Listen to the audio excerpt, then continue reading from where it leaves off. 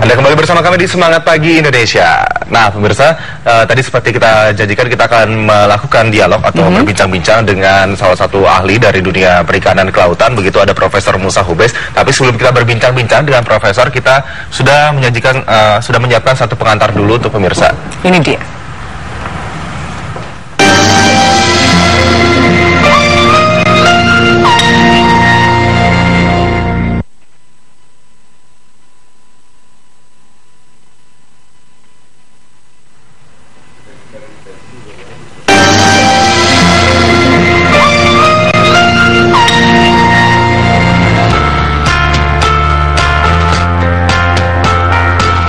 Dari seluruh wilayah teritorial negara kita, 2/3-nya adalah lautan. Tak terbayangkan berapa banyak kekayaan laut kita yang dapat dieksplorasi. Ya, bagi mereka para nelayan tradisional, laut merupakan sumber penghidupan mereka. Tentu saja, kebanyakan dari mereka bergantung hidup pada penjualan hasil tangkapan. Perkembangan teknologi yang kian canggih membuat semua negara semakin mudah mengeksploitasi laut. FAO bahkan menyebutkan hampir 33% stok ikan dunia mengalami penurunan. Praktik penangkapan ikan secara intensif dengan kapal ikan yang modern yang mengakibatkan menipisnya stok ikan. Sementara banyak nelayan kita hanya berbekal kapal kecil dan sederhana, bermodal kecil, serta pengolahan pasca tangkap yang sederhana membuat mereka hanya berpendapatan kecil dibanding mereka yang sudah maju. Ditambah lagi para tengkulak di tempat pelelangan ikan kerap memainkan harga sehingga serendah-rendahnya. Makanya tak sedikit nelayan kita yang hidup di bawah garis kemiskinan. Jika sudah begini, jelas pemerintah harus melakukan tindakan. Tak ada yang dapat meningkatkan taraf hidup nelayan kita selain bantuan materi dari pemerintah maupun stakeholder. Mereka juga butuh dukungan peralatan melaut sehingga dapat meningkatkan hasil tangkapan. Dan setidaknya mereka tak lagi bertaruh nyawa tanpa hasil dari laut Indonesia.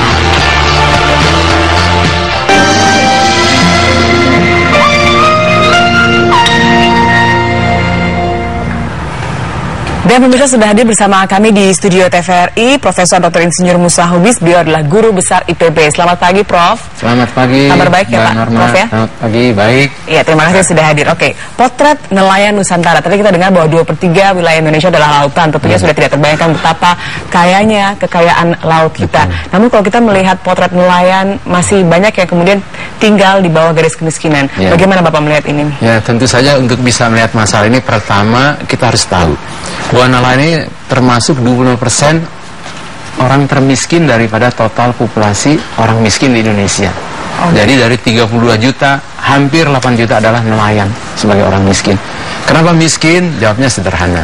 Pertama, tingkat pendidikannya sangat terbatas. Perlu ada terobosan dalam sistem pendidikan yang lebih mengedepankan bagaimana cara mereka berhitung dan cara mereka bisa membaca.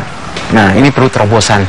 Terus yang kedua adalah masalah kemampuan bekerja sama secara kolektif. Itu membuat usaha ekonomi produktif kolektif. Apa artinya? Dia harus mengembangkan kesamaan produk supaya mencapai skala ekonomi sehingga mudah untuk diproses.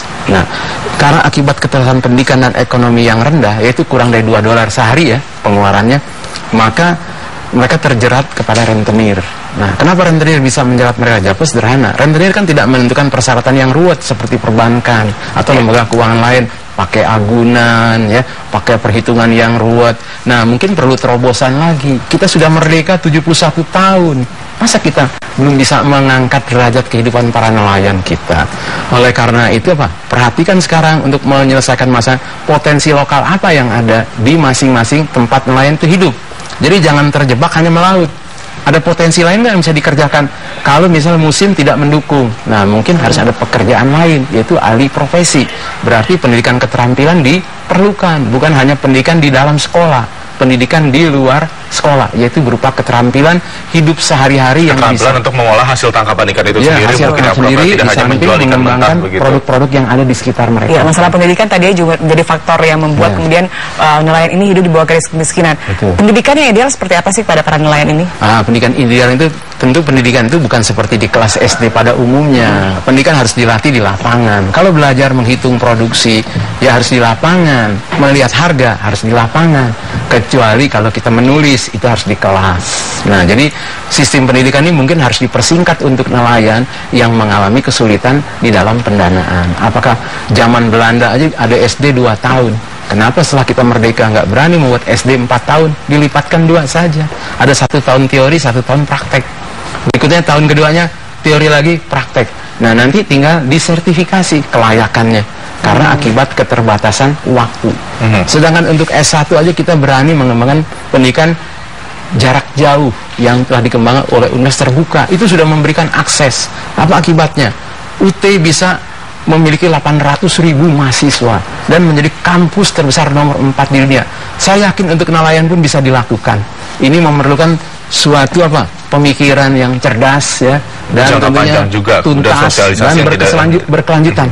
Nah, sosialisasi yang tiada henti juga. Nah, tapi kalau kita berbicara soal kelayakan tadi Profesor bilang, ini bagaimana Prof melihat bagaimana para nelayan di Indonesia sekarang menangkap ikan? Apakah alat-alat yang mereka gunakan sudah layak begitu untuk istilahnya melaut di daerah laut kita yang sangat luas? Nah, jadi gini, kalau kita berpihak perikan kan ada laut dangkal, laut dalam. Nah, di samping tadi kita ada laut yang dengan tapal batas. Nah, jadi ini perlu dilakukan klasifikasi. Kalau laut dangkal kan ikan-ikannya rata-rata kecil dan sudah overfishing. Di laut-laut dalam sudah dieksploitasi oleh negara-negara lain yang sebutnya illegal fishing, itu pencurian yang sekarang oleh Menteri kita Ibu Susi dilakukan penenggelaman. Tapi kan kapal-kapal yang tenggelam bukan kapal-kapal yang besar, ya, kapal-kapal kecil ya. Jadi kalau hemat saya ke depan idenya mirip dengan transportasi. Jadi ada kapal penangkap tadi kan 30 ton ya, sudah agak bagus. Kalau saya ditingkatkan 50 ton sebaiknya. Nah, kemudian setelah ada kapal 50 ton dibuat feeder ya, yang 500 ton. Selanjutnya dibuat kapal induk 2000 ton. Itu bisa di laut. Dia tinggal selama 20 hari. Sehingga bisa dilakukan pengolahan ikan di tengah laut. Jadi akan menyerap tenaga kerja. Ya. Oke, kalau bicara tentang kebijakan yang sudah diberikan oleh pemerintah begitu, bagaimana Bapak melihat pemerintah mengambil kebijakan dan rekomendasinya seharusnya seperti apa sih? Nah, tentu yang namanya rekomendasi pertama-tama harus memperhatikan situasi daripada daerah tersebut. Jadi jangan dipukul rata kebijakan antar satu daerah dengan daerah, itu harus berbeda. Nah, inilah disebutnya ada istilahnya berpikir global, bertindak lokal. Think global ya. Jadi saya kira begitu. Jadi itu ilmu yang sudah universal. Jadi kalau hemat saya, pemerintah harus meneliti kondisi masyarakat, tadi budayanya, kemudian masalah keyakinan pada agama ya. Ini hal-hal yang penting. Umumnya dianggap sepele oleh kita. Melihatnya hanya masalah kerja. Nah, itu kan semuanya kecenderungan jadi materialistis dan kapitalistik. Nah, apa akibatnya? Karena pendidikan rendah, keyakinan kurang, mudah digoyahkan oleh sistem kapitalistik tadi. Itu yang menjadi permasalahan para nelayan begitu ya, Prof. Kalau berbicara soal think global, act local begitu, kalau Profesor melihat kondisi nelayan di Indonesia, sebetulnya infrastruktur apa di lokal para nelayan ini yang harus paling utama, paling mendasar yang harus dibenahi? Jadi yang paling benar tadi kapalnya dulu. Nah, untuk bisa membeli kapal itu dengan pendekatan koperasi. Jadi mereka iuran. Kan dengan itu bisa ditanggung bersama. Kalau harus membeli satu kapal umum yang tadi di bawah 10 ton, itu kan umumnya kapal kayu, terus pakai dayung, itu tentu nggak bisa melaut jauh. Dan juga itu berbahaya untuk keselamatan para nelayan juga. Lalu, Prof? Jadi di samping tadi membuat koperasi ya tadi ya, dan yang kedua kita harus mengerahkan para mahasiswa kita untuk melakukan KKN tematik untuk membantu para nelayan, baik yang di pesisir, pulauan dan sebagainya itu atau di daerah dekat tapal batas, sehingga bisa mencerahkan mereka dari segi pengetahuan teknologi apa yang dibutuhkan. Itu kan jelas untuk meningkatkan produktivitas dibutuhkan teknologi. Jadi kalau nelayan yang lebih besar menggunakan kapal pukat sehingga bisa merampas semua budidaya dan hasil-hasil, sehingga nelayan terasa hanya kebagian sisa. Dan apa akibatnya? Hasilnya tidak efektif, dan hasilnya apa? Tidak seperti apa yang dibayangkan. Iya, tadi kita lihat di Bengkulu ya, ada pemanfaatan atau penggunaan trawl atau pukat itu di nelayan tradisional hanya mendapatkan sisa begitu ya. Betul. Ini apakah juga karena budaya Nrimo yang kemudian membuat masyarakat ataupun nelayan ini tidak jadi bisa baik begitu ekonomiannya? Mbak Norma. Jadi untuk mengenai masalah budaya Nrimo tadi, ini perlu ada lagi-lagi kata kunci apa? Pendidikan. Kedua, penekanan kembali apa? Prinsip-prinsip keagamaan untuk menyatakan bahwa rezeki itu datangnya dari Allah, bukan dari siapa-siapa. Kita, apakah pemerintah, pengusaha besar, atau dari lingkungan lain, itu hanya fasilitator saja. Ya, jadi kita kembali harus meyakini rezeki itu harus dicari kalau dalam ajaran agama ya. Jadi kita tidak bisa menyerah kepada keadaan. Inilah penting saya kira peran para mahasiswa dari pendidikan agama untuk membantu meyakinkan dengan melakukan dakwah ya, saya kira. Sedangkan dari pendidikan tinggi umum memberikan pengetahuan teknologi, manajemen, bisnis dan sebagainya. KKN tadi yang Profesor KKN bilang, tematik saya kira harus dibangkitkan kembali. Jadi jangan mahasiswa membuat skripsi saja. Saya tapi tidak juga sependapat. langsung praktek lapangan untuk membantu dan para ditulis nelayan, ya? itu yang diujikan. Jadi jangan hanya memindahkan dari buku ke buku. Nah, Prof, kemudian untuk pemasaran para nelayan ini sendiri, hasil tangkapan ini kan juga kerap menjadi masalah bagi nelayan.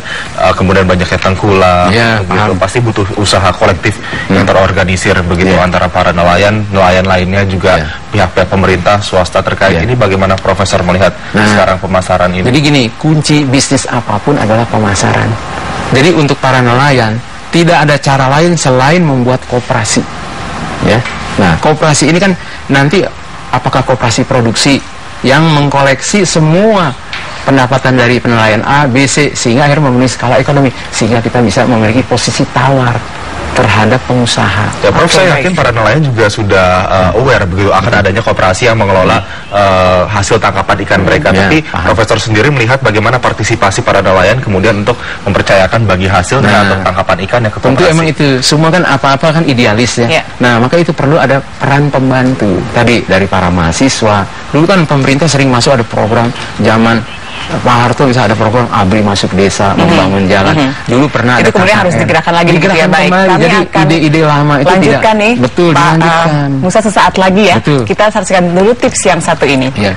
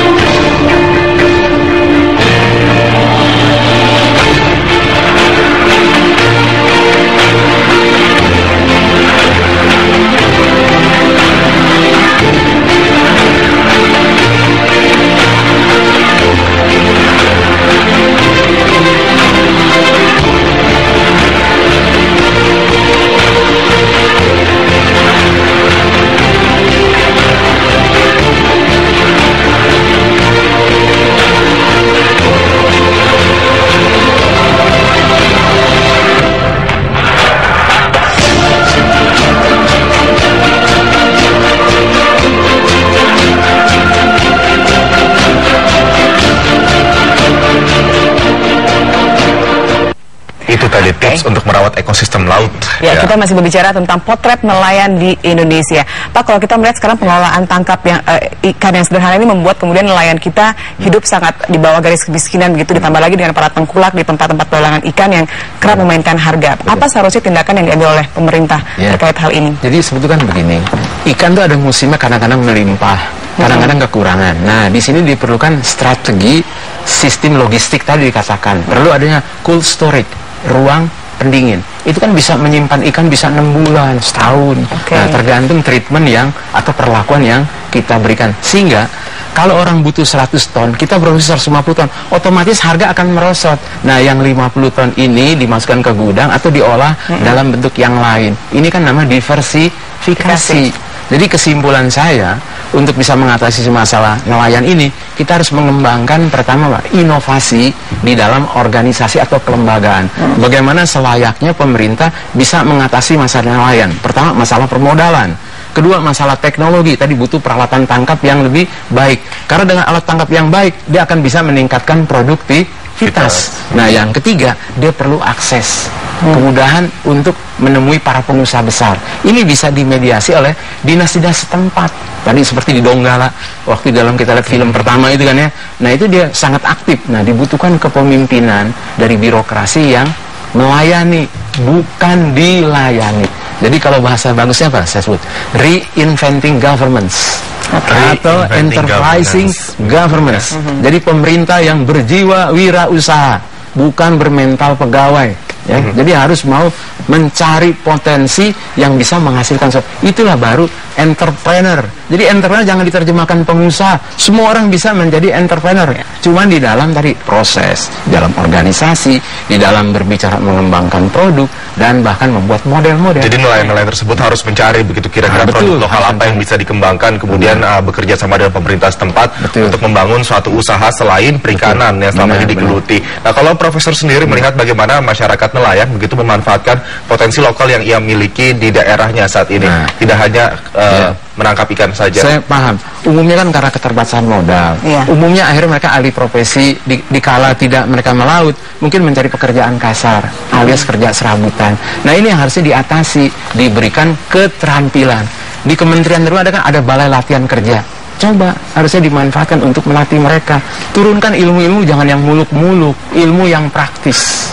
Ya, tentu kalau nelayan harus diajar oleh pengusaha yang tadinya kecil membesar. Jadi dia tahu tentang konstruksi psikologis yang terjadi di masyarakat nelayan. Jangan kita mendatangkan orang dari kampus. Tentu akan lain hasilnya. Ilmu yang praktis, contohnya seperti apa tuh Pak? Jadi ilmu yang praktis apa? Apakah ilmu pertukangan, ya, atau ilmu kerajinan? Ini yang disebut apa? Ilmu atau industri cikal bakal industri kreatif. Nah ini kan yang sangat potensial, harganya bisa mahal. Nah jadi kalau dia ada tanaman limbah, nah bagaimana dibuat kompos, betul nggak? Dia kan tuh menghasilkan nilai jual yang baik. Tapi kan semua perlu teori. Jadi tidak hanya praktek. Jadi dikombinasi antara praktisi, akademisi untuk menghasilkan produk. Tetapi praktisi dan akademisi tidak akan bisa berbuat maju kalau tidak ada kebijakan dari pemerintah. Dan terakhir masyarakat mau dibangunkan nggak dari tidur panjangnya. Bangunkan dari tidur panjang. Wah, ini kata-kata yang menarik, Prof. Kalau tadi kita berbicara soal kehidupan nelayan di aspek atau sisi ekonomi, kemudian bagaimana Profesor sendiri melihat nelayan yang melaut ke laut dengan kapal kecil begitu tentunya banyak bahaya yang dihadapi. Bagaimana terkait dengan perlindungan keamanan terhadap nelayan-nelayan di Indonesia? Nah ini kan mungkin Mas Aldi dan Mbak Norma sudah memahami problem kelautan di Indonesia. Kapal-kapal milik Angkatan Laut sangat terbatas jumlahnya. Yang dimiliki Kementerian Kelautan dan Perikanan pun sama terbatasnya. Jadi kata kunci memang kita harus melakukan pendampingan.